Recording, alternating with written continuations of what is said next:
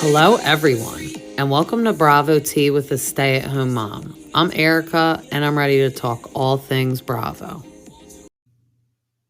Welcome back, everybody, and I have an extra long episode for you guys. I've had a lot going on this week with family stuff and had to get a little follow-up on my surgery, but I'm doing well. So that's why for this episode, I had to cram my recap of Jersey, Vanderpump Rules Part 2 of the reunion, and the Valley. So I will try to talk as quickly as I can, but never skip over anything.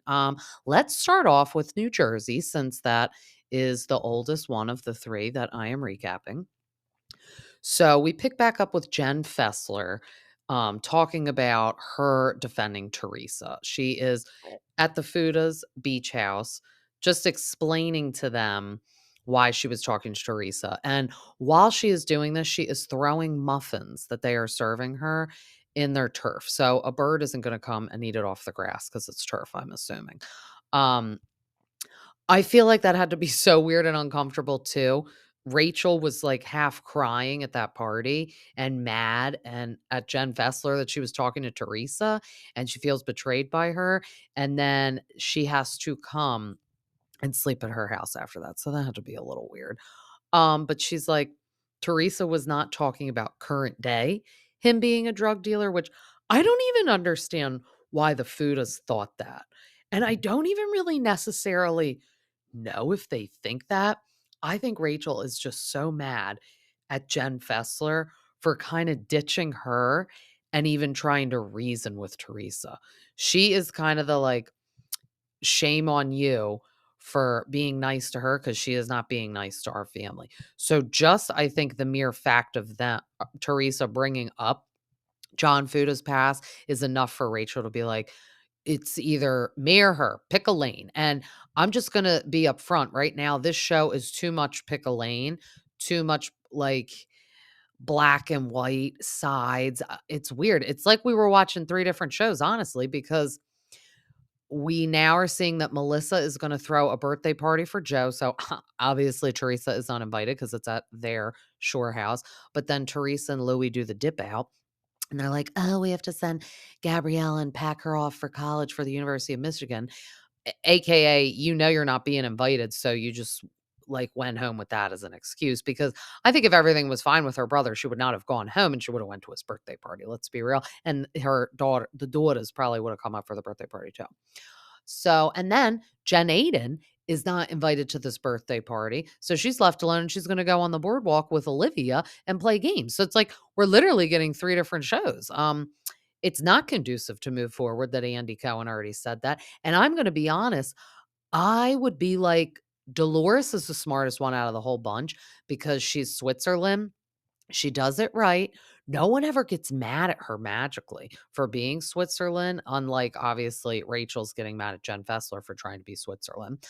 Um, you can't really pick a like hardcore side that could shoot you in the foot, honestly, on these shows, because who knows? Like, let's say hypothetically they get rid of Melissa. Well, there goes Melissa's posse right with you. Or if they hypothetically get rid of Teresa, there goes the posse with her.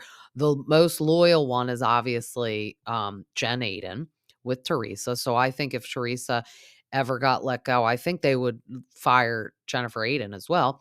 And then with Melissa, it's like Margaret and Rachel are such stands saying we don't really even want to breathe the same air as Teresa. Margaret can be fake to Teresa. She is saying hi to her and stuff at these parties, but Rachel isn't. So Rachel's not playing that smart because, first of all, you're new. Second of all, I don't think anyone's crazy obsessed with Rachel and invested in her. Like, oh, we'd be devastated, darling, if she left the show. That's my best Lisa Vanderpump interpretation of that. But she's really hardcore sticking to, I'm never going to see and speak to Teresa. You could be fired, girl. And they'll get somebody else to replace you that will talk to Teresa and Melissa.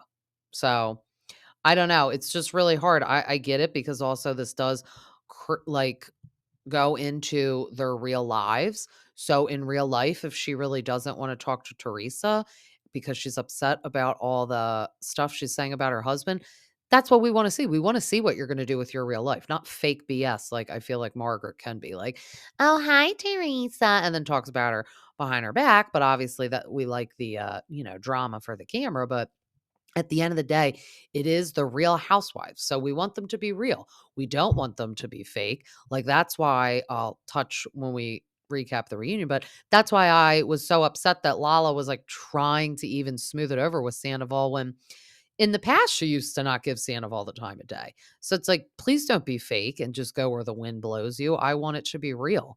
Also, of course, we know some stuff is drummed up a little bit for extra drama for the camera, but for the most part, I want it to be organic and authentic.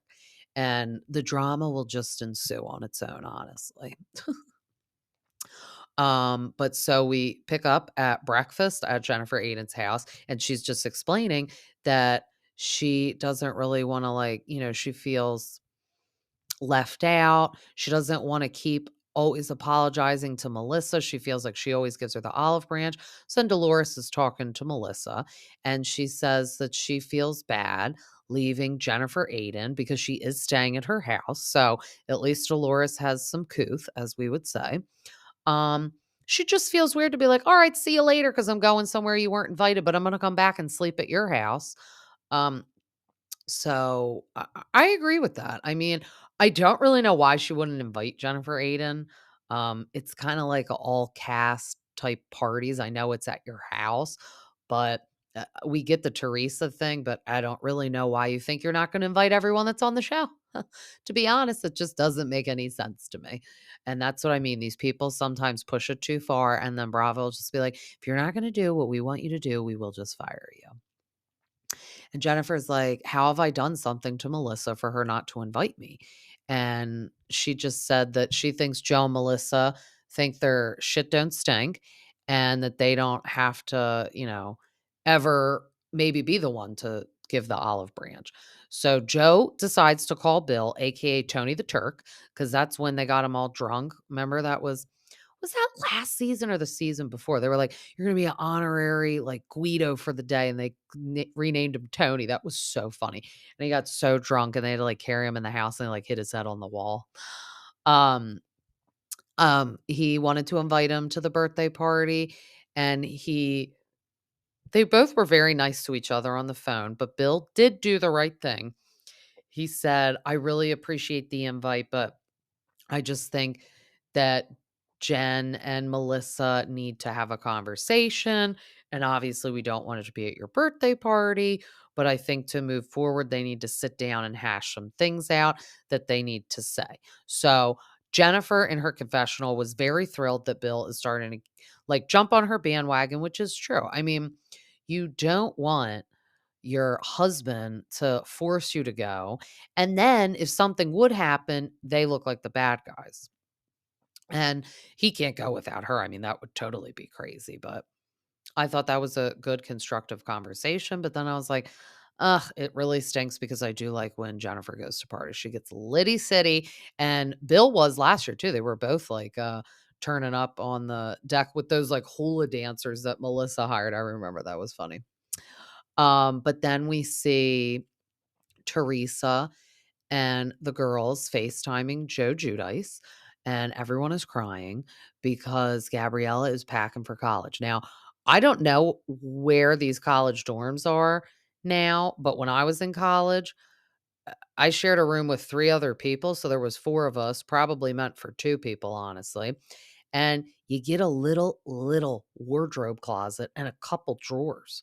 Um, these people are packing like they're buying their own house. I'm so confused where they think all these clothes are going. I mean, even Antonio, when she was packing, I was like, dear God, they got a whole moving truck for Gabriella. I mean, because if not, they'd have to drive it themselves to Michigan or fly it.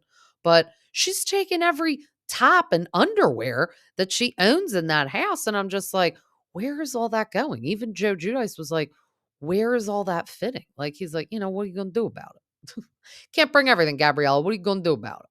I'm in the Bahamas. What are you going to do? I can't come with you. What are you going to do? Everyone's crying though. And then in the confessional, they asked Teresa if she's paying for college alone. And she said, yeah, Joe's not helping. He's not in the position right now. And then they said, is Louis helping? And she said, yes. So I was like, that's fascinating. But I don't know. I mean, I feel like they had so many legal bills, but I feel like Teresa really paid for that. I think she gets pissed. I think she thinks like Joe got off the hook. Not that she doesn't love the daughters and taking care of the daughters. And honestly, I think if he would have, stayed in New Jersey, I think she would have stayed in a miserable marriage. Like, I don't think she wanted to be married to him anymore, but she was so old school by the book that if he came home, she would have stayed. And I don't know if that would have been good for them. But I think she thinks like, oh, like you're in the Bahamas. You really aren't like, you know, responsible for helping pay for them or like raise them or watch them at all. Like, I mean, for a while she was doing it on her own. Like her dad helped, but I mean, he was older. Like he, I feel like was more just like helping as much as he could, but obviously not as much as someone her own age would be helping. And the daughters claimed that Melissa and Joe were not around that much to help. I don't know. But then Joe and Melissa act like they were. I don't know. These family issues go deep, man. And it's really hard. Like for a while, like I always say, I was team Melissa. Then I kind of lately was straying to team Teresa. Now I'm straying to like team in the middle. I don't know. I mean, I think they both have valid points. There's always two sides to a story, and then there's truth. I think both sides are a little true and both sides are a little exaggerated. I don't know. It'd be apparently Teresa thinks she's gonna be very vindicated this season. I don't really know what that means. She said about her brother. So I don't really understand what's gonna come out that we're gonna be like, "Oh, look how terrible Joe is." Because if I did have to pick one or the other, I'm gonna lean more towards Melissa is the problem. I'm not saying like she is. I'm just saying in Teresa's eyes, she is. Like I think if Joe and Melissa got divorced tomorrow and Joe showed up on Teresa's doorstep, she'd take him back in a heartbeat. But he would probably have to come to her doorstep. But if he said, like, "Oh, Melissa and I are done," like, I think she'd be like, "Oh, okay, good. I don't like her. So now I can like you again." I don't know. But then Louis comes in and so weird. He's like, "Oh, hey Joe." Like on the FaceTime, it's like, beat it, bitch. Go put on that gimme pizza, you old troll t-shirt. See, he should have wore that when they were FaceTiming Joe Judice. How weird would that have been? He would have been like, "Hey, Louis, take that shirt off, all right? What are you gonna do about it?" She said that to me, not you. Okay. I mean, I was that was just weird. But then him and Teresa stroll outside, and Gabriella's showing the moving guys, like, yes, all these 500 million boxes are mine. Drive them to Michigan. Thank you very much. And then Teresa and Louis are just strolling through their garden. All the backyard is gorgeous. Their house is beautiful. I don't care what anyone says, like that house is gorgeous. And obviously he has money because I know she makes money, but she is not paying for all that shit all alone. Like, and we obviously know Joe Judice is not FedExing her money to buy a house for her and Louis. So I definitely believe Louis has money. We don't really know or understand where it comes from, but this is definitely a dual income household for that type of house and all the kids they have. I mean, God, she's got four, he's got two, one has special needs. They got like four dogs. They got a lot of bodies to feed in that house, whether they be a human or animal. But Louis just said seeing everyone at Nate's party was like, a little weird. And then he said John Fuda is ugly. And I was like, not really going to argue with you on that. Um, just thought it was weird and rude for him to say that on camera, though. I'm like, that's a little bitch kind of thing to say. Like, oh, he's ugly. It's like, I mean, we all watch the show. We know I think even his wife knows he's ugly, but I don't really think you need to say it. But yeah, I mean, it's just gonna be weird for the whole season, and then, like, I actually can't wait till this reunion because, like, they don't talk all season, but you have to talk at the reunion. You have to, and Andy may ask questions and say, "Oh, Melissa, like, blah, blah, blah about Teresa," and then Melissa will have to sit there and answer it. You think Teresa isn't gonna chime in and say something back to her or vice versa? So, or like Joe? I mean, just imagining them being trapped in the same room against their will for the reunion is wild because it's not like a party where there's other people or you could like leave. The reunion, you're stuck there, bud, all day. And if you don't stay there, I feel like they fire you. Like if you are like, "Oh, I'm just not showing up to the reunion," they'd be like, "All right, well, don't come back then. Bye-bye." Um, but then we get to Joe's party. I mean, honestly, I bet Teresa is deep down internally sad that she's not at the party because I feel like one thing Joe and Melissa know how to do is throw a party. Always has the nice spread, always has the cute drinks, like the cute theme. So she's doing a little Italian food theme, but she didn't wanna tell people it was like an Italian party because she didn't want people to show up and be, like, dressed like the Italian flag and whatnot, but I appreciate the food always being amazing, so, wouldn't have it any other way with the food. There was, like, cannolis all over the cake, that was beautiful. But this is when I think the guys are funny on Jersey, and I like that we have a lot of the guys because sometimes just seeing women is too much. It's too catty. It's like, no, I like to get the men in there because it alleviates some of the stress and drama. And sometimes they do have their own drama, which usually ends up being funny. Um, but I like when we mix them in. But John Fuda bringing the blow up doll was stupid. I'm sorry, that was weird. And, we see an appearance by Jackie because she's invited to this party. She was not invited to Danielle's party, and of course, she has to say that right away, like, "Oh, wasn't invited to that one," and it's like, "Well, you did shit on her all last season. I probably wouldn't invite you either." I'm very intrigued for Jackie this season because the preview for next week, she's giving it to Margaret. Like, she's like, "I'm not taking your shit anymore," and I think that when she became like a friend of, that Margaret and Melissa kind of blew her off. And she does say that like after the season in interviews that she did after the season. She said she felt like, people just didn't care about her anymore because she wasn't on the show, which has to feel really shitty because I always thought Jackie and Melissa were close. But that's why sometimes I go to the, oh, Melissa is a problem or like is snooty because that's mean. Who cares if Jackie isn't on the show anymore? Because I'm sorry, first of all, she's a friend of, she's still on the show. But even if she wasn't, can you still hang out with her? Or are you like not allowed to speak to anyone that isn't on the show? Like it's very weird to me that that even made a difference because she really went to bat for Jackie a lot against Teresa. So I would have thought they would have stayed close. I don't know. That was just weird. But then Frank Catania had to ask John Fuda when they sat down, all the guys, he said, Did you really ever use a double sided dildo? And I'm sorry, I love when Frank shows up. This is the first appearance of Frank, too. He looked like he was straight off the Jersey Shore boardwalk going to Karma with like the Jersey Shore cast back in the day with that like bedazzled skull t shirt with the new veneers. You just got to love it. But, then Margaret says she's gonna go talk to Jen Fessler about her talking to Teresa. So, basically, she makes fun of and impersonates Teresa while she asks Jen Fessler about what she did, and you could tell Margaret is ticked off too by this, and I don't really know why. I mean, they're all filming a show together at the end of the day. Why is it a problem if she goes over in the corner with Teresa? Like, that's what I mean. You think everyone shouldn't talk to Teresa? That's what I think that Margaret and Melissa's like deep down inside plan was, and now Rachel is let's all just literally never talk and film with Teresa.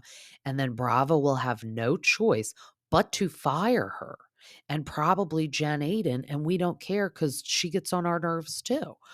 That's what they think they can do. But I'm telling you, you can't outproduce the producers. They're going to figure it out. They're going to tell you to reel it back in and talk to everybody. But then we cut to Gabriella at the going away dinner. That's what I mean. It was like cut. It was like this show and that show. It's like I'm watching two different shows. Might as well be Teresa and the daughters. Like that could be the spinoff show, the daughters. Me and my four daughters. That could be the thing.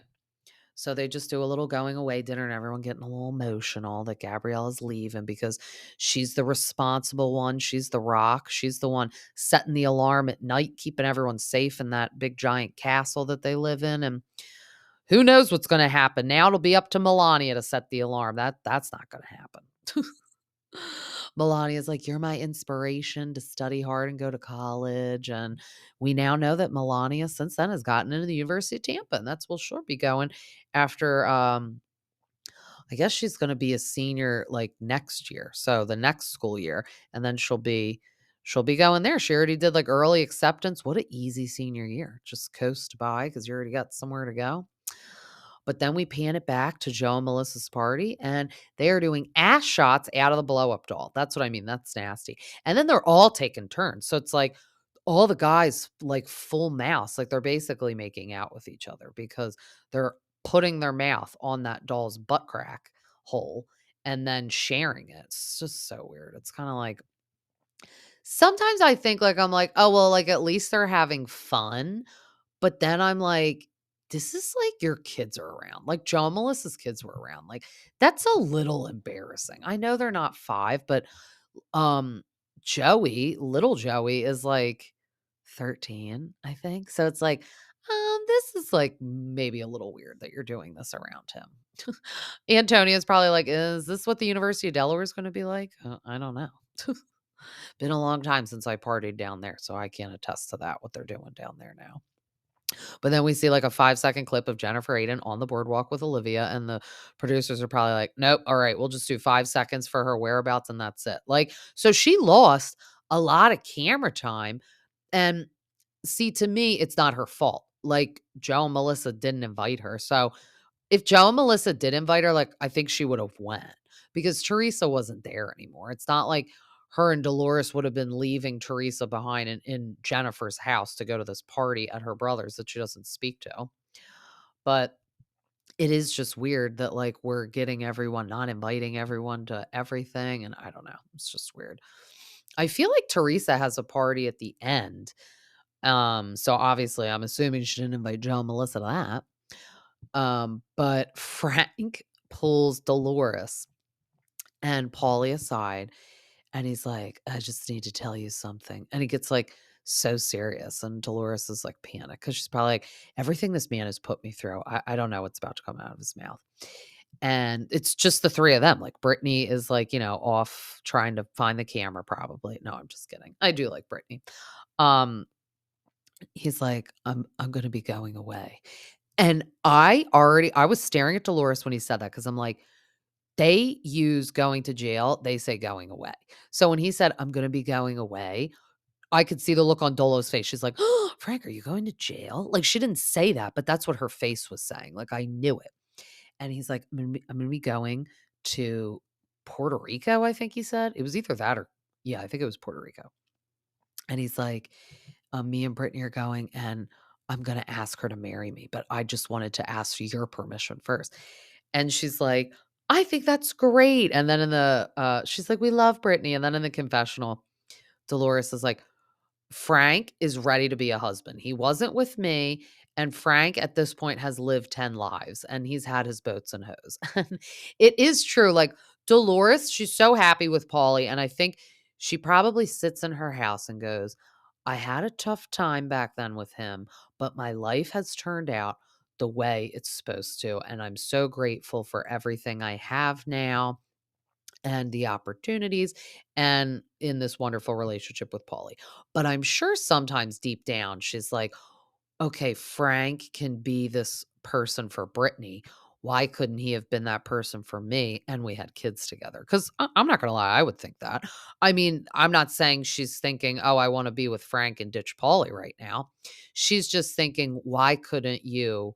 And I'm just getting into the brain of Dolores. I'm not verbatim quoting her at all, but I'm sure she does think sometimes, why couldn't you have been this man back then for me and your children? Because I would think that, like, why wasn't I enough? You had to have these hoes hanging off your boat instead. I mean, they did meet each other young, but Dolo is amazing. And I mean, she really could hate Frank. Like cheating, I mean, she could have taken all his money because she didn't work. And she could not speak to him and not have a nice relationship with him. But instead, she understands that that's not doing any good for their children or themselves, honestly, at the end of the day. So I think it's so nice that they get along so well. And I saw when Brittany had her shower a couple weeks ago that Dolores was there. Didn't see Teresa, but did see Melissa and I think Margaret and maybe Rachel. But It's interesting too, like, I wonder if Brittany would creep on the show. Just because Frank is already, like, connected on the show, and I don't know. I mean, sh I could see her on the show, and she's young, and she did know Rachel, so there's connections there. I mean, we don't get too much camera time of her, and maybe I'm sure the production is like, she's not a friend of and she's not a cast member. She just and technically Frank isn't either. I mean, Frank is just like a package with Dolores, and if we all notice, he's been getting a lot less camera time. Like, we're 3rd episode in, and now we're seeing Frank. It used to be 1st episode in because him and Dolores would be talking in the house that they still live in together but aren't together in. So, he's going down too. I mean, he's not getting as much. Paulie's stepping in and taking his place, honestly. So then we're panning it back to Marge and Jen Fessler having their conversation, and Rachel is getting the lowdown as well. Rachel just really doesn't even need to hear anything because she has already made her mind up that it's either me or Teresa, and she's just kind of getting upset sitting there. So then Jackie sits down. Margaret is literally getting so bothered by Jackie's presence in this conversation, and her and Jen Fessler start getting into it. And then Jackie is kind of defending Jen Fessler. And Jen is just saying, like, I'm sorry, but I'm not going to handle things maybe the way you would to Rachel. Like, it's like an agree to disagree. And I mean, somebody give Jen Fessler a main spot. I do like her, and I think she's good because she's not an ass kisser.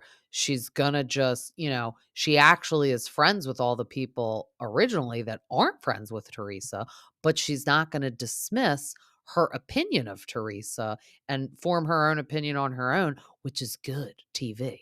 Like, better than the people that are just, as Kim D used to say, the soldiers for Teresa or the followers.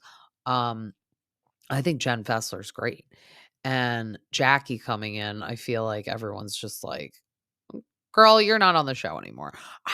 She's not a friend of, right? Anymore on the show. She's just not on the show at all, I think. But Jen Fessler's a friend of. But I don't know. Jackie still films a lot. I don't know if it's because they feel guilty and they invite her. I don't know. Um, but Rachel starts crying, and then she gets up, and Margaret gets up, and she's just it's just there's no more even talking about it, honestly. They run into Danielle in the house, and Danielle said she does understand. She said that if this was happening to her, she would be mad at her friend for, like, talking to Teresa and having giggles in the corner and being, like, all fun and ha ha ha, like, who cares? But you could tell Jen Fessler's the type that's like, sorry, not sorry. Like, I'm sorry you feel that way, but I'm not sorry for what I'm doing. I, like, stand behind what I'm doing. And Jackie was just reiterating that it's like, she doesn't have to do, like, what you think, and then Margaret was just getting mad at that. That's what I mean. The next episode's gonna be good. Jackie and Margaret get into it at the softball game, and I remember hearing, like, interviews over last summer, and Jackie said their friendship fizzled out when her book came out, and I don't know, like, Melissa did not go to Jackie's book signing. Teresa did, though. And that was the beginning of them kinda being friends because I think Jackie realized that, Melissa was a little phony, and maybe she was clinging to Jackie, like, maybe this is Jackie's thought, and this is, like, my opinion. She was clinging to Jackie because she wanted someone on her side and not Teresa's side. So they became friends. But then once she wasn't on the show, she's like, I don't really need to be your friend anymore. And it's like, that's not very nice. And you should go to your friend's book signing. And she probably realized, wow, maybe the things that, you know, I thought about Melissa are not true. And the things that Teresa is saying are true, which that's what I mean. I see points on both sides with them. Honestly, it really would be hard to fully pick a side for me unless I knew like some deep dark shit, honestly. And I feel like these people do know some of the deep dark shit or they see it with their own eyes off the camera like we don't. Like uh, we just watch them on the TV. These people are around each other all the time. Or when the camera goes down that day, how do they act? Like, is Melissa like, "Ha ha ha," with Jackie, and then the camera goes down, she walks away and goes to talk to her real friends or her sisters or something? Like, I don't know. That's obviously the vibe she's getting, and that's why she's gonna speak up on the next episode at the softball game. But, at the end of this episode, Joe said he wants to take some pictures with Antonia because he cannot believe that his baby girl is leaving for college in 4 days. He's like, "It's hard that it's the girl leaving first. Why can't it be one of the boys?" And then they take their cutesy little family pictures, and it's sad, and it's just sad because Gabriella and Antonia are both going away to college, and these are things that the cousins should be celebrating together, that Teresa and Joe should be celebrating together. They both don't have their parents. All they have is each other. They don't even talk to their cousins anymore.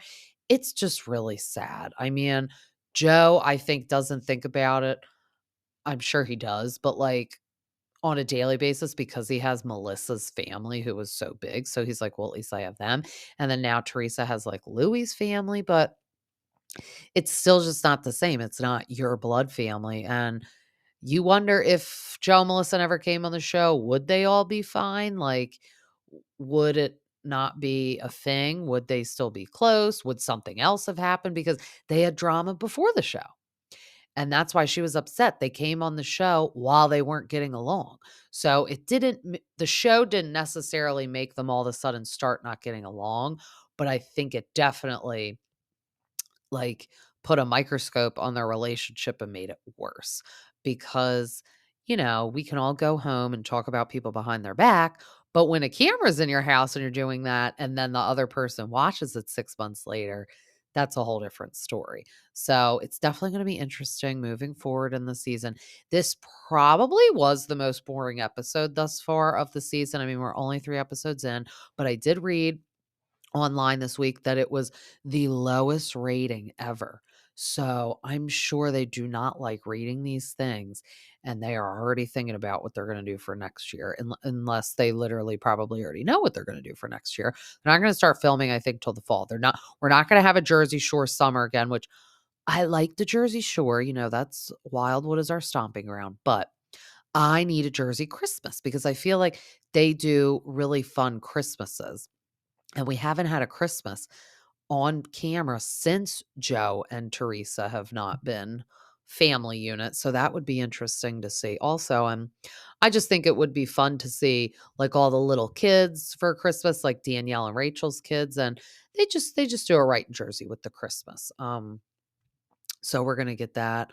But I am curious what they're going to do. So let's take a little break and then we are going to recap the second part of Vanderpump Rules reunion. And we're back. So Vanderpump Rules Part 2 reunion. We're picking right back up Katie and LaLa with the phone call problem. Ariana says that Katie is the same person on and off camera. And may I add, they were on the show before LaLa, and no one liked LaLa when she stepped on the scene. And Ariana wasn't on, like, season 1, but she was working at Villa Blanca.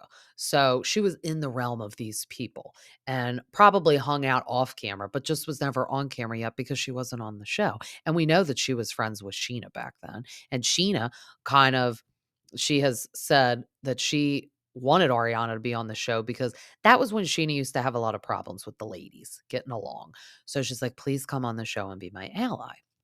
But I just don't like that LaLa is trying to dump all this like, "Oh, Katie, you're fake." It's like, of all the people sitting up on that stage, I don't think Katie is the one to say she's fake.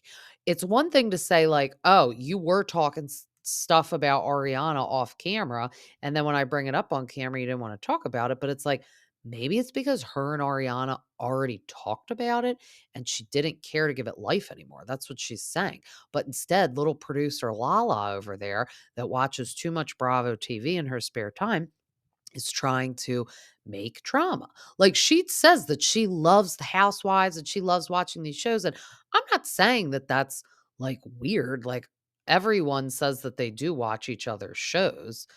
There are a select few that like say they literally don't watch anything. They don't know anybody else, whatever, don't even watch their own show. Teresa used to be one of them. Now I think she watches at least her own show because that's why she got so mad like all over again at Joe and Melissa because she's like, I can't believe you said this, this, and this. And it's like, girl, that was so long ago. That was seasons ago. But you never watched it back then. So no wonder you're mad now.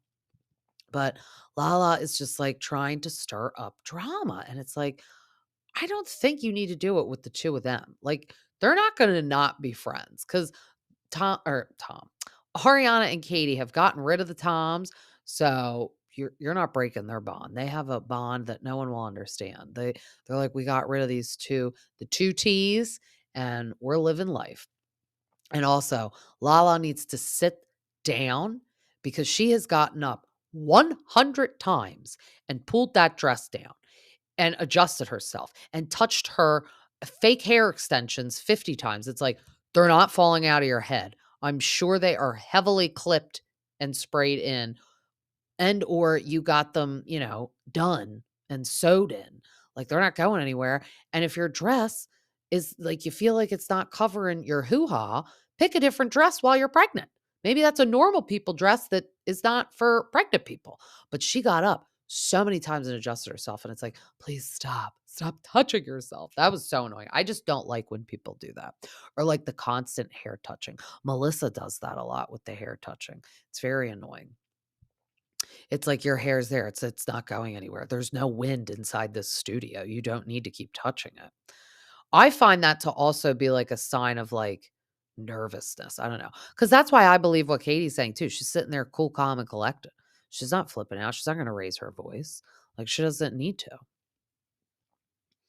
And then Katie just said it's BS, that she's not going to be told how to think or feel. And I'm like, you get it, Katie. And I agree. And then they have to bring up the Sheena and Schwartz kiss. And Sheena just loves that she has self-proclaimed that every man up on that stage has hit on her, even James and Sandoval. Now, I don't believe for 1 minute that James did. I don't even know if I believe Sandoval. Sandoval was probably just being nice, and she's like, "Oh my god, he's obsessed with me." Like, I do feel bad for all the hate that Sheena gets, but I'm not gonna lie. She brings it upon herself with the constant, like, "It's all about me" crap. Did you see her new t-shirts? It's literally like, "I'm upset that this isn't about me," or something it says. I don't know, something along those lines. And I'm like, "Oh my god." Like, they at this point, they will say, like, the word fart and put it on a t-shirt, all these people. Like, they all have their own merch.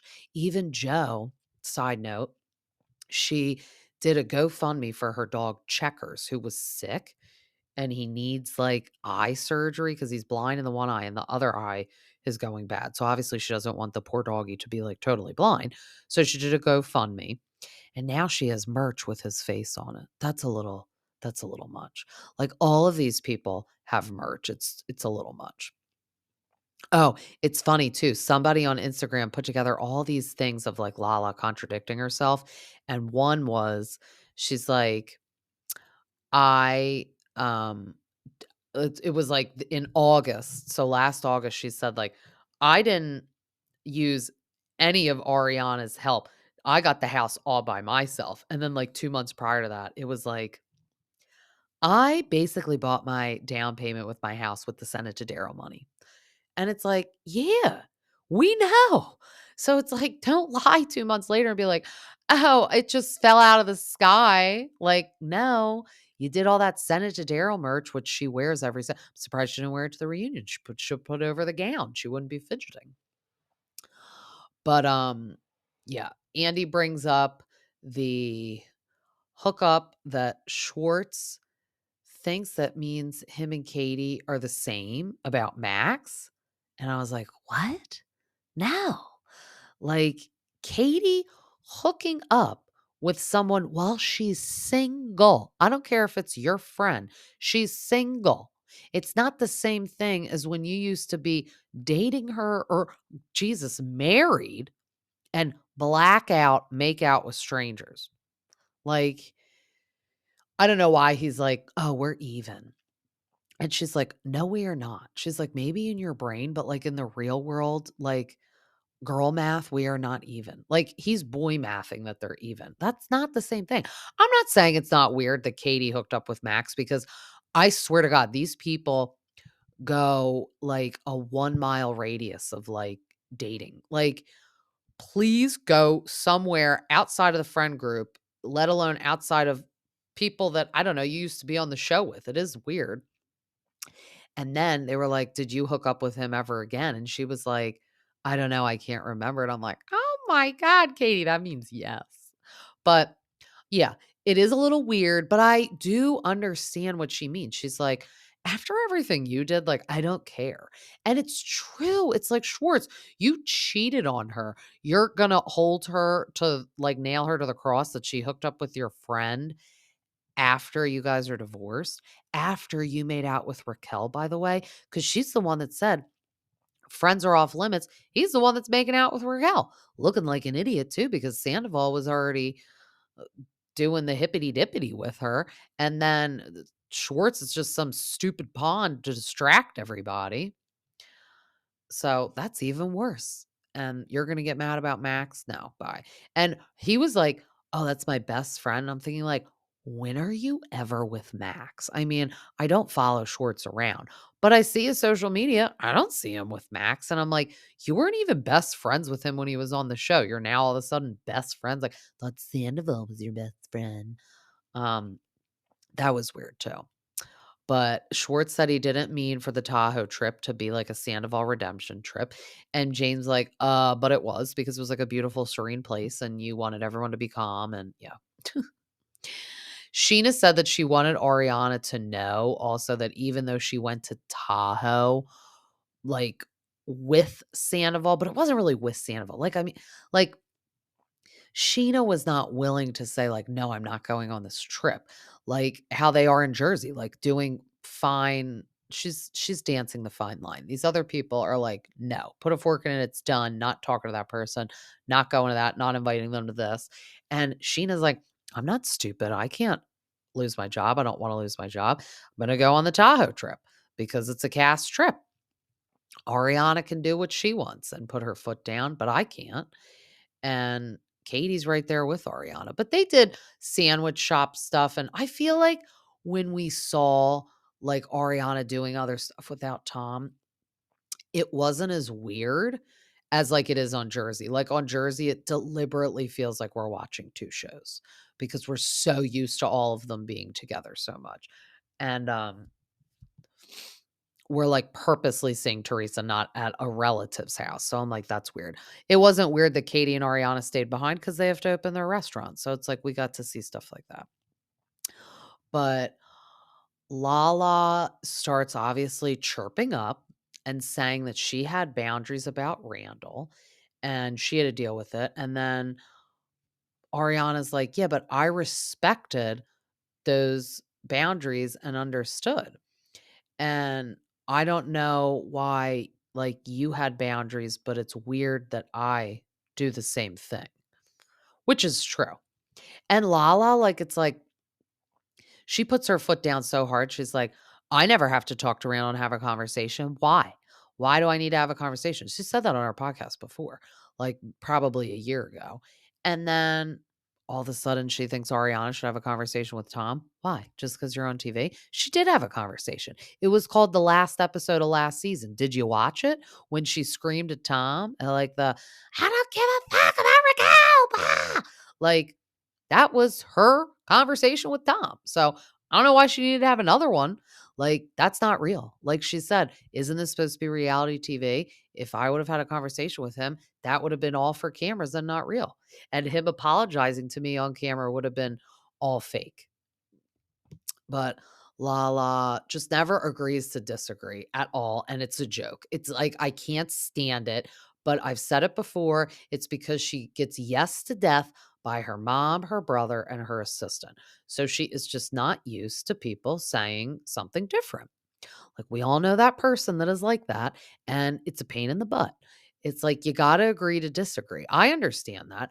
For me, it's like, agree to disagree. Like, I'm not going to change you, but you're not going to change me. And that's what LaLa thinks. Like, I'm going to change your opinion, but don't you dare ever change my opinion. And it's like, no, that's not how it works.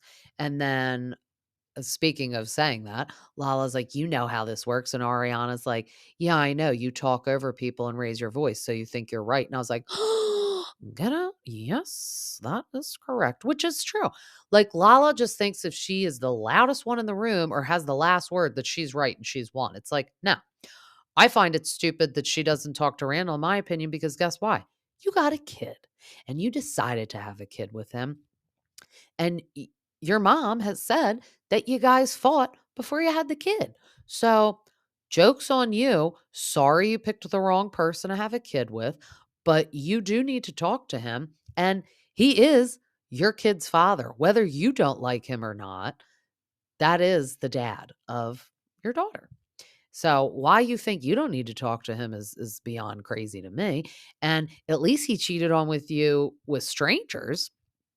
Like, Ariana's was a friend and in her house and a coworker, and it was one person for like 9 months. I think Randall's were like a bunch of random people. I know I said that in my last episode, but it's just I'm getting tired of Lala always saying like I have the worst situation and you could never out like bad situation me.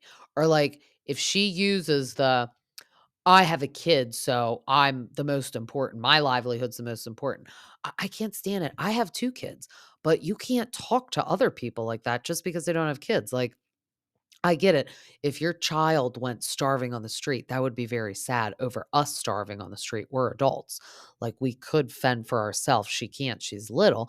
But it's like, I don't think your daughter's ever going to starve on the street because, first of all, you said your parents have money and your mom used to pay your rent in your apartment. And I know you don't let Randall get off the hook with giving you no money and or giving the child money. And you make a lot of money. So it's like, pipe down with that, like, "Oh, I need to provide for my kid." It's like, "Yeah, and I'm pretty sure you do." And he does too. So it's like you actually get dual provided for, like, for the kid. So I don't know. I just hate when, like, she's always just using the kid as an excuse. And it's like, please stop. Like, I have kids, but I'm not gonna say that I'm more important than other people just because they don't have kids. That's not right. But Ariana said that she was hurt by Sheena standing next to Sandoval in that Tahoe trip picture, but she was glad that they spoke about it. And Lala coming to Ariana saying, you know, Sheena's getting like a lot of shit. And I think you really need to like post a statement about it because it affects her. Like, Sheena is someone that they said on the previous episode that lives in the comments section.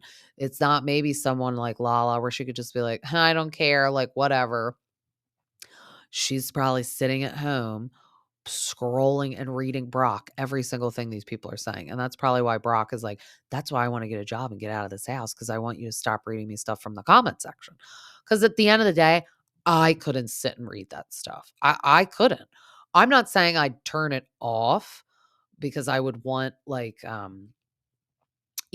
people to write under my pictures because sometimes people write nice things, but just ignore the wrong things because that's what at the end of the day, you're winning. You're the one on reality TV making all that money, spending all this money, having, a nice life that you say. So it's like, who cares what some person in their basement says about you that like probably is on could be on my 600-pound life. Like, who cares? Like, the trolls are never anything to give attention about, but not everyone's like that. So Sheena saying that, a fan wanted the picture. She didn't want to hurt the fans' feelings. And I stood there, which I could see that too.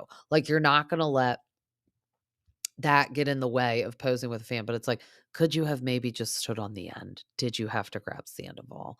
But really not a big deal. I mean, whatever. And then Sheena, of course, has to say, I was really hurt when Ariana didn't tell me about Dancing with the Stars because other people knew. And honestly, at this point, if Sheena got invited to do Dancing with the Stars, it would be a pity invite. I wouldn't even want to go on it if I was her, even if I was invited, because it'd be like, she'll get so much shit. Like, if she's tired of reading stuff about her, oh, the field day people will have with her on that. And no one will vote for her because they'll just want her to leave. I mean, it's sad. It's sad that these people, like, Ariana would have clearly rather stayed in the relationship with Tom, not had any of that happen to her, still have Raquel as a friend, then all the stuff that's come her way. Honestly, she would, because that's what she really wanted. But they need to stop getting a little jealous that Ariana got all this stuff. Because also, it's not like she went on Dancing with the Stars and like sucked. And it's like, oh, she totally just got that for sympathy for being cheated on. Or, oh, she totally just got Chicago because she's like just still feeling sad and we want to give her like stuff to stick it in Tom's face. It's like, no, she's actually like really good at all this stuff.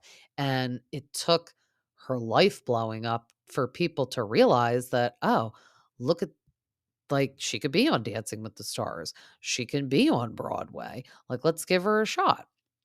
And she's doing really well. So I find nothing wrong that she's getting all these deals. Even the commercials she's in, they like got me rolling. The Duracell commercials. Oh my God. They even had Anne in the last one. Duracell's catty. They're throwing some shade. They're funny. But I think she deserves everything she's getting, and people just need to like, it's like they're Sheena and LaLa are vultures, like, picking at the carcass, honestly. Like, they're like, "Well, what can I get from this?" Or, like, LaLa's probably like, "Why didn't I get anything when Randall cheated on me?" It's like, "'Cause you met him when he was already married, and you had a baby with him, and it sounds like you guys were violently fighting." And I feel like Randall was a scumbag from day one. I mean, I'm sorry. If you meet someone and the next day they buy you a Range Rover, they're not gonna be like white picket fence, bring home to mom and dad type guy. That's like creep Hollywood agent, like 101. I don't know. Like all those people out there are not like into monogamy. They're just not. Like, and it's stupid that she thought, "Oh, like, I am the one, like, yeah, he cheated on Amber with me that I later found out, but it's because we're just so meant to be in soulmates." It's like, "No, you're just the newer version of Amber, and then once you have the kid, he's gonna find the newer version of LaLa." So it's like, duh. Don't think too much of yourself. Like, you're not gonna change. You're not gonna, like, change him. That's how he was when you met him. I mean, I don't know, but we'll move on from that. Because then we bring Allie and Joe out. Joe, literally, I understand why Katie said she's on par with crackhead energy, because she is on par with crackhead energy. She has severe ADD, ADHD, whatever. Like, she is just like all over the place, talking to herself too at times, crying. And I'm just like, oh my God, if we never see her on camera again, I'm fine with that. I feel like she did need to come to the reunion to like resolve things, clear things up, but she can go away at this point now. Literally, we should never see her. And I would assume we're not, because Tom has a girlfriend. So, but Andy was obviously asking about their relationship, and hearing both of them talk about it, they couldn't have been polar opposites. Like a couple things they agreed on, but it was like drinking buddies turned into hookup buddies. But then LaLa brought up when you needed somewhere to stay, because Joe claims she only stayed with Schwartz for 4 days because she was waiting, like, I guess, getting out of her house. I don't know if she was like renting a house and then like getting into the lease in her apartment. So homeless technically for 4 days. So she thought to stay with Schwartz, which was weird. So then LaLa brought up the Kristen Doty connection, and she's like, why wouldn't you just stay with Kristen? And then Joe just can't keep her story straight. So it is weird. She's like, no, I wasn't friends with her then. And everyone's like, yeah, you kind of were. That's like how Schwartz even met you. It's like, of all people, why would you think to stay with Schwartz? And it's just like so weird. And I feel like Joe doesn't understand why Ariana didn't want to be her best friend. It's like, you were along for the whole, like, I'm the scapegoat, Schwartz, with the Raquel and Sandoval thing. And she's like, you knew the whole time. And she's like acting like they didn't. Um, she said that they would hook up like 1 to 2 times a week. And Katie feels really bad for Joe, for Tom leading her on, because she's probably like, the one thing at least we can share in common has been there, done that, dealing with this man and feelings and emotions. Because he's trying to tell everyone that he was honest the whole time, and everyone's just yelling at him because Joe starts crying. And he obviously lied to her. She's like, "I just don't get it. Like, you have a girlfriend now." And like, I was like, hidden. And it is true. That's so mean. But I mean, I- he should have from the beginning been like, "Look, I don't ever want to be your boyfriend, but I do want to hook up with you because, we're just, man, woman, let's do it. Like we know each other, we at least have fun being in each other's presence." But he he was telling her he loved her. That's what she's saying. And everyone's like, "What's wrong with you?" Like even Lisa was like, "You don't do that. I mean, you don't." And don't tell me like, "Oh, I was just saying it like as a friend." It's like, no, he said they would be, like, in the middle of hooking up and say it. No, like, that's when you guys are vulnerable. Why would you say that? I feel so bad. He is an F boy, and he doesn't even know it, and I feel bad for him. And then Joe is, like, hysterically crying at this point. She is definitely not built for reality TV, and she said she felt ganged up on only by one person this whole season, and it was Katie. And Katie's like, "I was really dealing with a lot of stuff. It really wasn't about you, but you deciding to, like, insert yourself in this situation." She said her and Schwartz weren't even, like, fully divorced, and Joe is doing all this. And I don't think it's the fact that Schwartz was hooking up with someone because, like, Katie was like, knew their marriage was over, that's fine. It was the Joe had text her before all this, like, "Oh, I love you and I'm here for you. Let me know if you need anything." But then you're gonna go sleep with it's barely even my ex-husband yet? I mean, that's weird. Like, go find someone else. That's what I mean. Find somebody else. All these people, like, you live in LA. It's wild to me you can't find one other person. It's crazy. Crazy.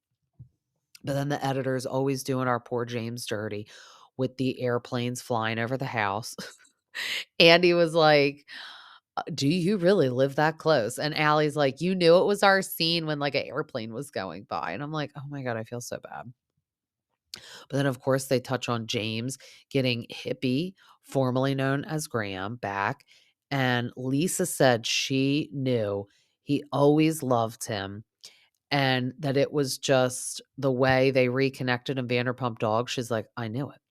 And, fully Raquel has come out and said nasty things that, uh hippie's behavior is like that because of James, and it's like, no, it's not, because guess what? As soon as he picked him up from Vanderpump Dogs, he was fine, snuggled right up to him, and of course, him coming home to a living with a cat, that was an adjustment, and that poor doggy had been through a lot. He used to live with James and Raquel, but then didn't, and then Raquel probably barely took care of him and always, like, leaving to go hook up with Tom, and then Tom was, like, coming over, and then they go live with Raquel's parents. They don't even want the dog. Then they give the dog to a shelter.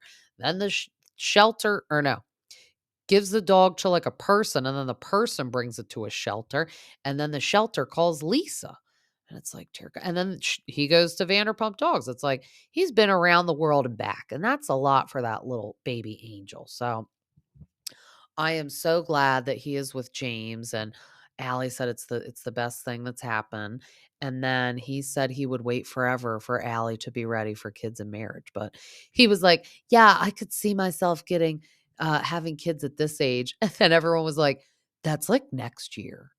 It's like he didn't even do the math. I mean, she would have to get pregnant like right now, James. But she's a little younger. I forget how old she said she was. I mean, she's not that young though, too. And it's like, for me, it's like, get engaged and then stay engaged for a while. At least you're like committing yourself to each other. Like, I think James wants that reassurance because I think he has a little PTSD still from Raquel. And he said that and expressed that on one of the episodes this season and said, "I just want to make sure I'm not going to waste my time like I did before," which is normal.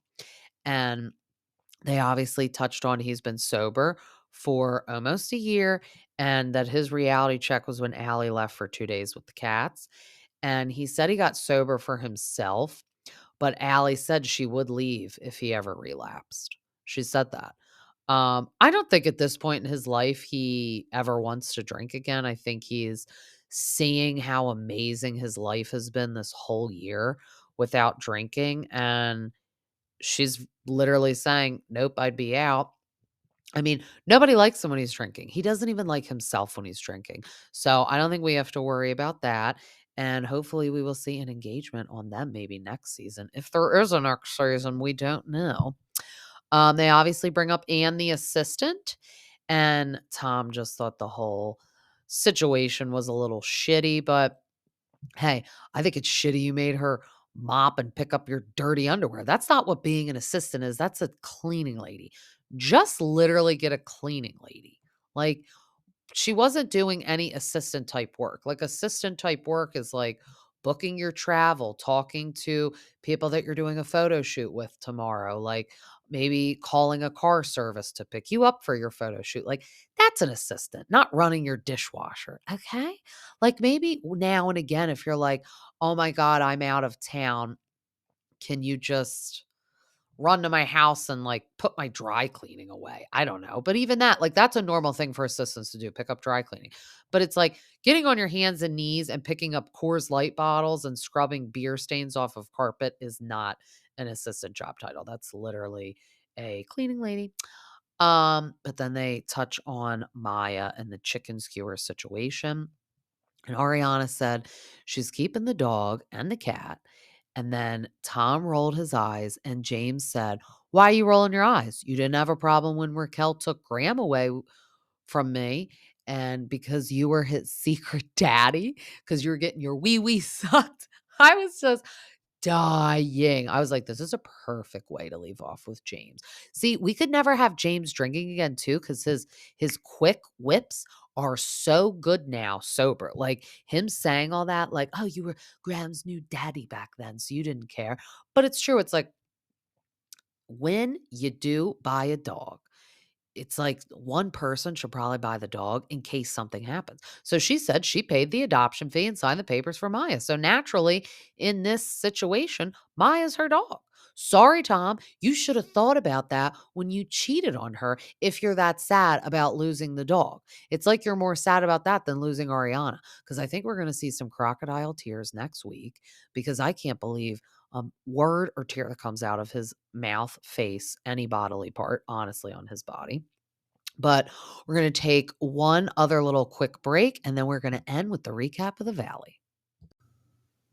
And we're back. I hope everyone isn't getting sick of me. I know this is a long episode because we are recapping 3 shows, but bear with me. It's our last one. And maybe I could put timestamps at the bottom if everyone would prefer that. That would maybe be good so you know exactly how long each one is and the order of it. So on the Valley, we pick back up with Michelle and Jax having the awkward conversation about Michelle texting men that Jax is fully throwing and running Kristen over the bus with this. He's just blaming it all on Kristen over and over again. He's like, I hate to say this and bring this up, but Kristen told me. And it's like, how easy for him to say and do that because Kristen was excluded from this trip. Um, she says, like, "You're not wrong, but I'm not texting sexy photos to anybody. I'm just texting male clients," because she is a real estate agent. And even though, like, Jesse and her are having problems, like, even if they weren't, I could see Jesse being the type of husband because he's a real estate agent too, being like, no, make sure you like almost lead them on and get a little flirty in the text to sell a house. Like, I could actually see him being like that. Or like, make sure you wear a short skirt when you show that guy that house so he'll buy the $7 million house. Because they're a team. They both do real estate and her money is his money and vice versa. So if she sells the house, it's more money for them. So I could see him being like, yeah, go ahead and do that. But she's like, Jessie knows all this and she knows that celebrity client, which I need to know who it is. It's like at one point it was an actor, then it was a producer, now it's an actor again. Oh, I just need to know. And I mean, they're divorced now, so I wonder if we'll get it out. Like, I don't know why the universe is not giving us a Valley reunion. Like, what show was it? The Lisa Vanderpump one on Hulu is getting a reunion. That's so stupid. Like, I know that has nothing to do with Bravo, but it's like, why are we not giving these people a reunion?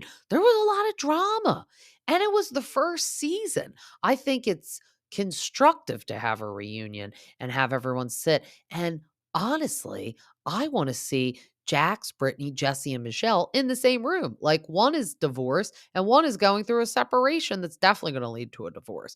So, and Zach and Kristen don't like Janet and vice versa. And it's like that reunion could be amazing. And Janet's not pregnant anymore. So the reunion would be like, she could be like going off. I don't know. I think it's very weird and a terrible decision. Justice for the Valley that they're not getting a reunion. But Jax lays into Brittany about being sick and drinking, and he thought her drinking would slow down when they had cruise.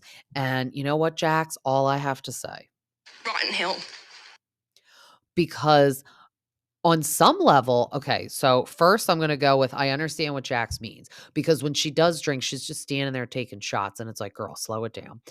Um, But on the other hand, she said that she has a bad stomach on the previous episode. And if we remember back in the day when she was on Vanderpump Rules, they go to the doctor and they say she has like an ulcer and she should stop drinking. So it's like she could possibly have one drink and vomit from it. Whereas, like, I could be violently hungover and I do not throw up the next day. I'm just deathly tired and like dehydrated and I just want to sit and do nothing. But I don't get sick. So Brittany could be the type though that's not even drunk or drinking too much, have one drink. And since she has the ulcer thing, and she said she had like an operation when she was 23, I think having some of her like with her intestines. So she's a bad stomach. So she could have one drink and throw up.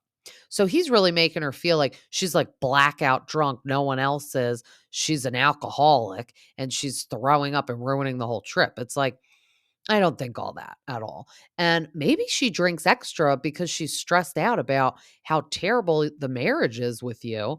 Not that that's an excuse because she is a mom, which I agree with him on that level, but it's like, F you, Jax, you just drank all day too. Like, tell me if you had a bad stomach, you would stay sober and not drink at all. Like, I don't know. It is weird. I also just couldn't force myself to drink that much. If anytime I drank, I got that sick. It just wouldn't be fun. But I think it's really shitty that he's like saying that she's always had a problem. Like that's what he said in his confessional.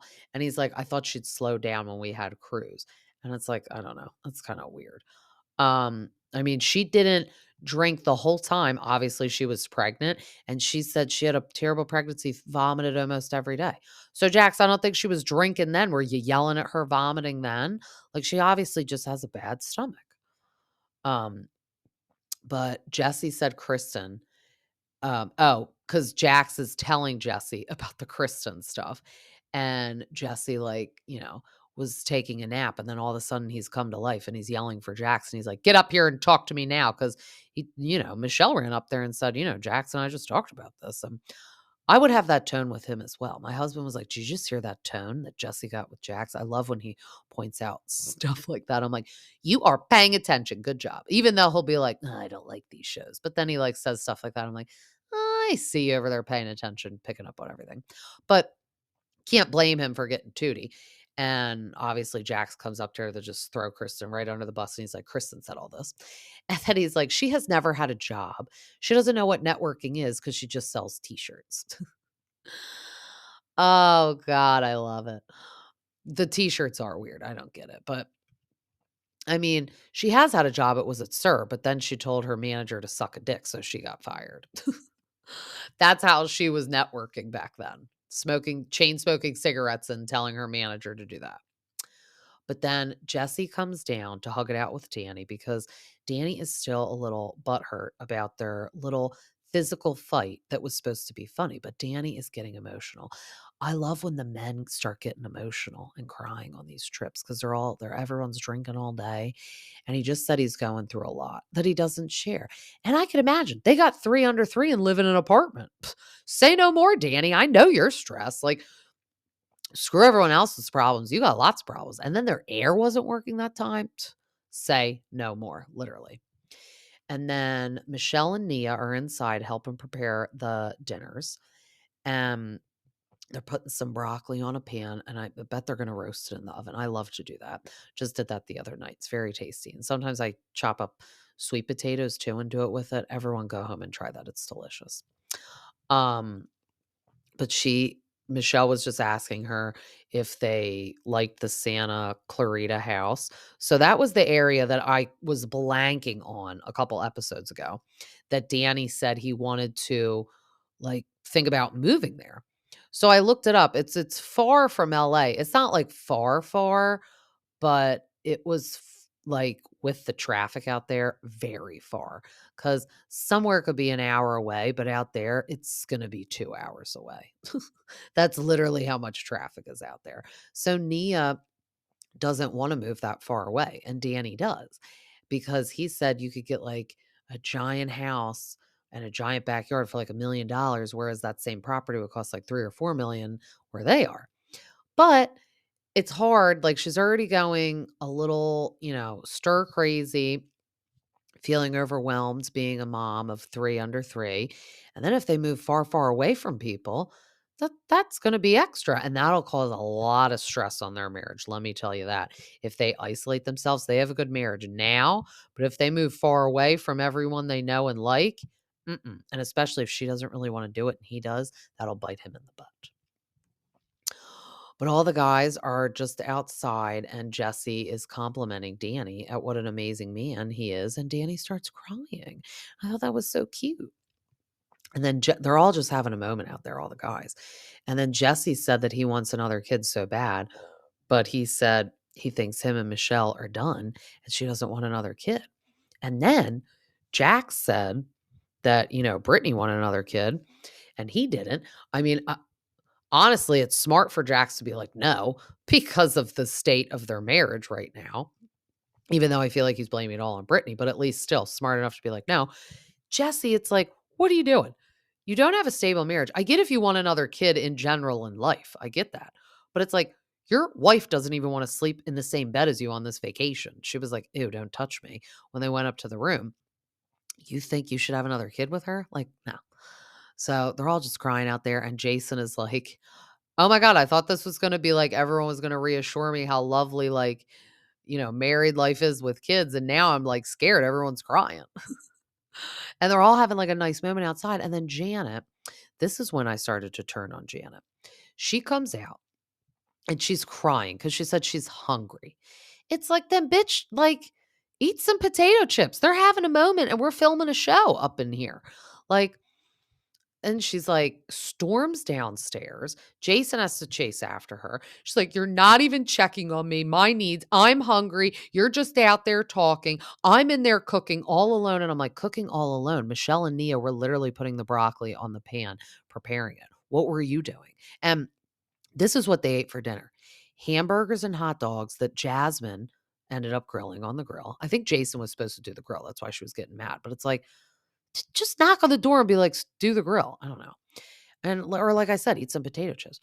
The broccoli that the other girls prepared, there was some like queso dip like configuration on the counter, but that was like melted cheese that came out of a can too, probably. So it's like, what were you in there slaving away making all alone, by the way, that you claimed? Like, I would watch the show, and if I was Michelle and Nia, I'd be like, you're lying. We were up there making food too. Like, we need to get Maury Povich on the scene. Janet, in this case of cooking, you are not the only one cooking in the kitchen.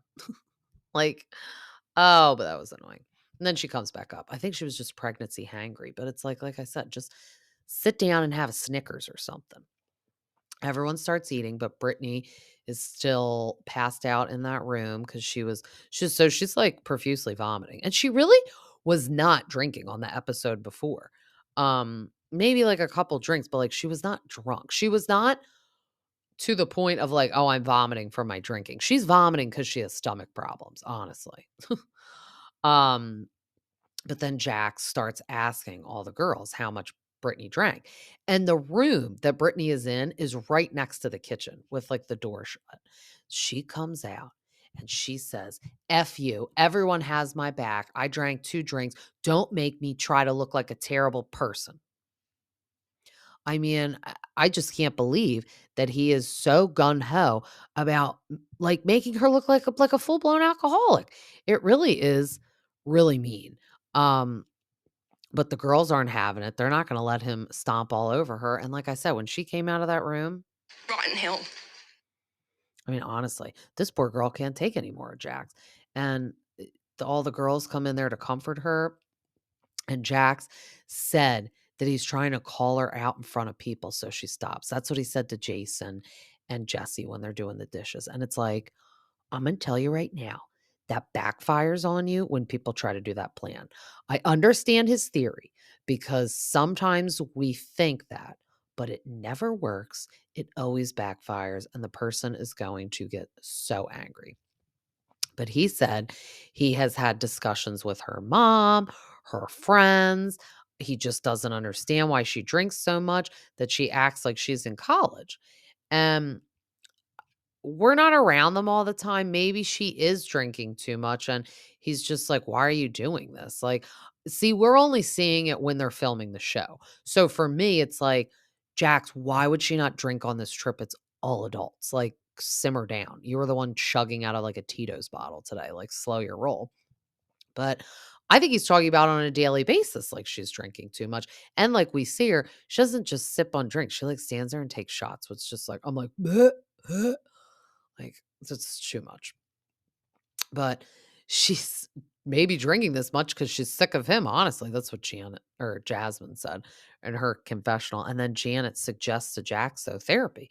She said sometimes a third party perspective that doesn't know you, doesn't know her, doesn't have connection to you guys, you need that. Because, like, let's say Jax is calling Brittany's mom. No matter what, Sherry is going to be like, I will defend my Kentucky Muffin Jacks, and I didn't like you from the beginning anyway. And Meemaw, don't even get Meemaw started. So it's like, you're not going to sway her family against her. But see, that's why he's kind of like a narcissist because he's trying to. He's trying to gang everyone up against Brittany. So then it's like, haha, see, Brittany, everyone believes me and thinks I'm right and you're the bad person. But Janet and Jason go and talk outside and just how Jax has been treating Brittany like this for like a year or two now. Because, see, this is the first we're seeing them back on TV.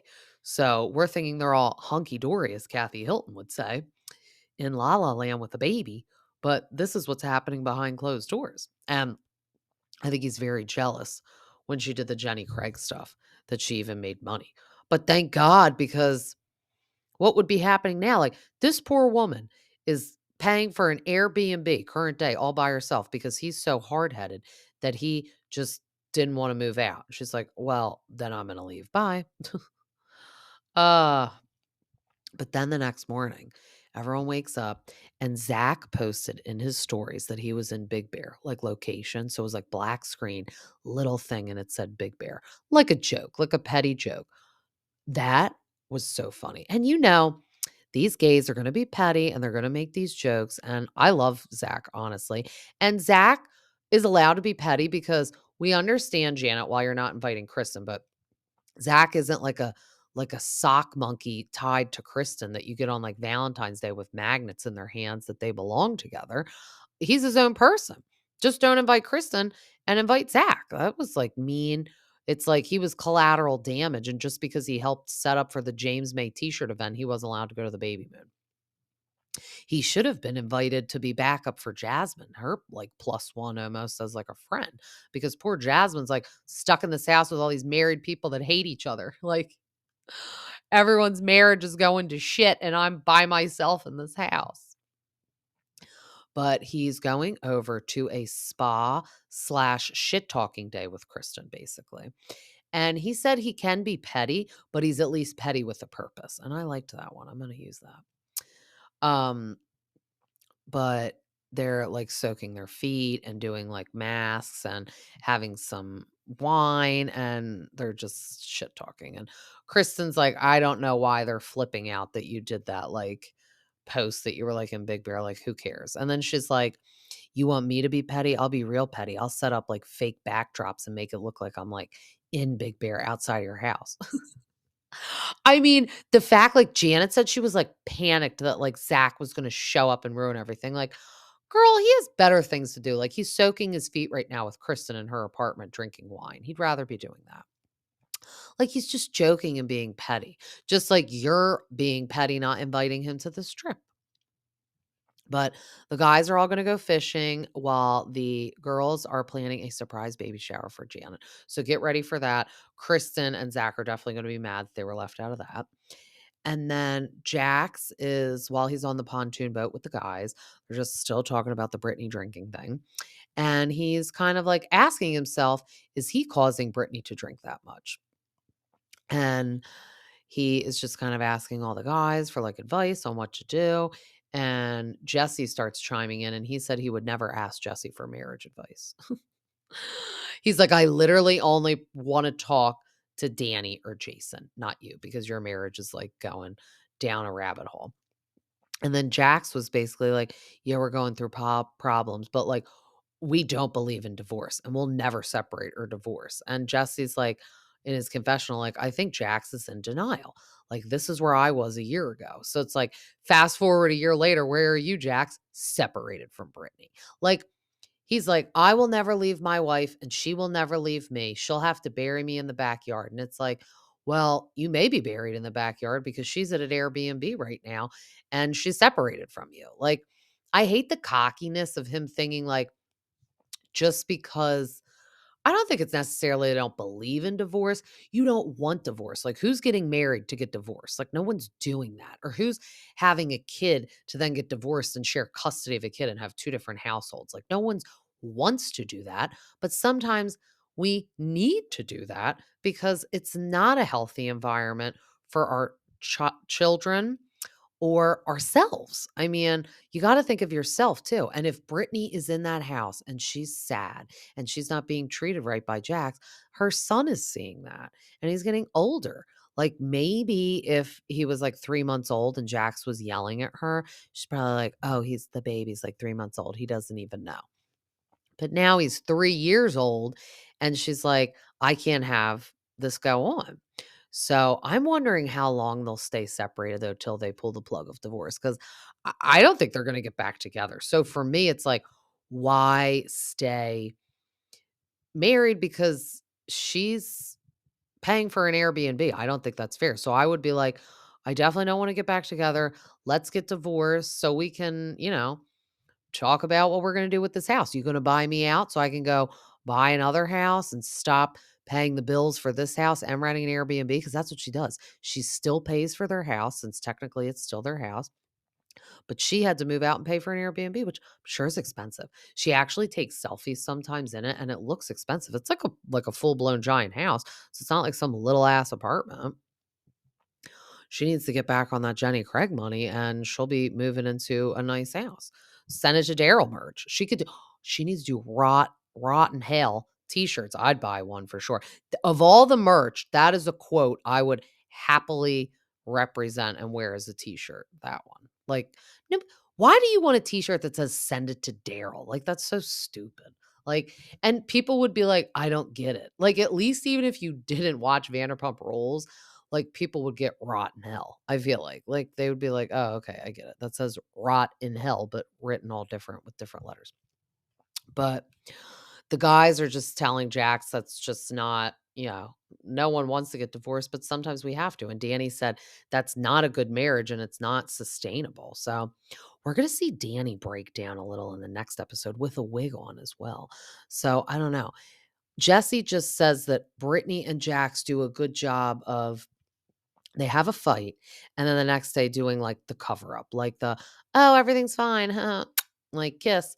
Like, at least Michelle just wears it on her sleeve. She's like, "I'm repulsed by you, Jesse. Don't touch my shoulder." And then in the next episode, she tells the women, like, Brittany's like, do you wanna stay married to Jesse?" And Michelle's like, "No." So it's coming out now, and Jesse, I think, gets the hint. And then Brittany is telling Janet, like, "No, I would separate from Jax because like, I'm not happy and something's gotta give," and I'm proud of her for thinking that because I'm sad if she's been this sad and upset with him this long, and it's like all she wanted to do was go to therapy, and he doesn't want to. So it's like, well, then I don't wanna stay married to you. If, like, you just can't even simply go to therapy to save our marriage, even if you think it's stupid, just do it to make it better. I don't know. He deserves nothing. Um, like I said, I'm so upset that we're not being blessed with a reunion with these people because I think it would be magical. But in current news, we are seeing it leak out that Janet is alleging that Kristen and Zach made some nasty comments about like her baby, like before she was pregnant, about like losing the baby or something. It was like wild. I forget everything it said, but like the fact that she thinks that Kristen said that. Kristen made a whole post and said, like, "Do you remember that I had a miscarriage? So for you to think I would ever talk about you or your child like that is sick." Which is sick. Janet's like getting on my nerves. She is like gossip queen, like Regina George vibes. Like when she had Jared Lips and the pink Ugg boot guy last episode on, like the cackling gaze in the background, like you could tell she just loves to stir the pot. Like Jason even admitted, he's like, Janet's new hobby since she doesn't have a job and she's pregnant is gossiping. So it's like she's doing it too much. It's affecting her. But her thinking that Kristen would say that is awful. And then Zach is still along for the collateral damage with that. And that's what I mean. The next season will be very interesting. But all these shows are really getting very divided. These people are like, I don't know. Because what are we going to do about Jesse, Michelle, Brittany, and Jax? Like, they're all going to be divorced. And it's going to be like they're on the show. I don't know. And then the hot tea. Remember that I got on the episode I did with my guest Val from Draw Me Bitch? She said when she was drawing Jesse, she got tea that like him and LaLa were hooking up like right now, like pregnant belly and all. That's alleged, and that's some hot gossip. If you didn't catch that episode of my recap that we were doing Vanderpump Rules, that would be very interesting. I don't know. Jesse said he had a girlfriend, but who knows? He doesn't seem like he's very faithful. That's why the whole thing with Michelle, I'm like, out of the two of them, my money would be on Jesse cheating. But if I also had to pick between a husband of Jesse or Jax, I would pick Jesse. I wouldn't want to be married to either of them, but I would not want to be married to Jax because I would just want to punch him square in his giant square head. He has like a giant square neck and a square head. Like I would just punch him right in his head or drown him in the pool in the backyard. Ah, but I hope everyone enjoyed this episode. We talked a lot, we debriefed a lot, we recapped a lot, did a lot of opinions. As always, this was a lot to talk about. We got a lot going on and a little Bravo tea that we'll just touch on.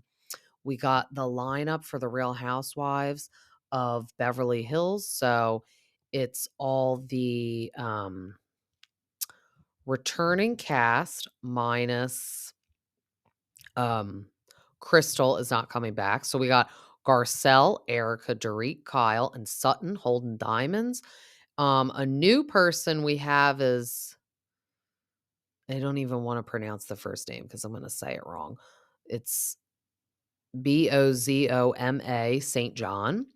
And then friends of, we got Kathy Hilton and Jennifer Tilly is an actual official friend of. So the only person we ditched was Crystal. Oh, and Anna Marie. Oh my God, how could I forget? See, wait, actually, I could forget because she was just that bad. I'm trying to block out all last season of the esophagus, but I'm so glad we got Kathy Hilton back, to be honest, because she was so freaking funny. And I feel like her and Jennifer Tilly together are going to be funny. Hoping it won't drive a wedge between her and Kyle because her and Kyle seem to have a great relationship now. I always wonder if it's because Maurizio's out of the picture, or as Kim Richards would say, Maurice. I hope we get some appearances from Kim. We probably will. And maybe even Denise Richards again with an upside down jacket. You never know. But I don't think I even ever talked about it yet. Dorit and PK separated. I may have. I don't know. My brain is mush these days, to be honest. But they are separated. Not going to say I'm surprised, But also I'm like, are they doing it like this timing because they thought she wasn't going to get renewed for the show?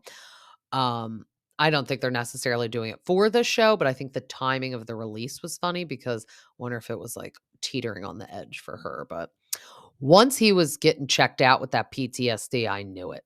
And he was spending so much time in London. And I'm not saying he's cheating, but I think he was spending so much time in London to get away from her. But I don't know. I think a major step she should have taken was moving out of that house. I think that would have helped a lot for the PTSD. I know it would have for me, but I think he just wasn't understanding it, and they just weren't on the same page anymore. And it's sad because I thought they had a really nice relationship and they have 2 little kids. It's sad, but I think everyone on the show, I'm not counting the friends of because I know Kathy Hilton is married. I don't think Jennifer Tilly is, but all the main diamond holders are single.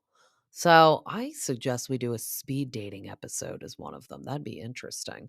But I'm wondering the Morgan Wade roller coaster we're gonna go on this season with Kyle. I mean, it was like, out there in like clickbait saying that she can't come back unless she reveals her relationship with her. But let's really say in La La Land that she is telling the truth and there is nothing between them. Well, you can't fire her just because you think that there's something going on. But I don't know. Buying Beverly Hills really gave me a lot more than this past season of Real Housewives of Beverly Hills. I wasn't like thrilled by the last season, so I hope they redeem themselves this season, getting Kathy Hilton back on with Kyle. And I guess we'll see Maurizio not at the house. I wonder if we'll still get scenes with Maurizio. I don't know. I don't know.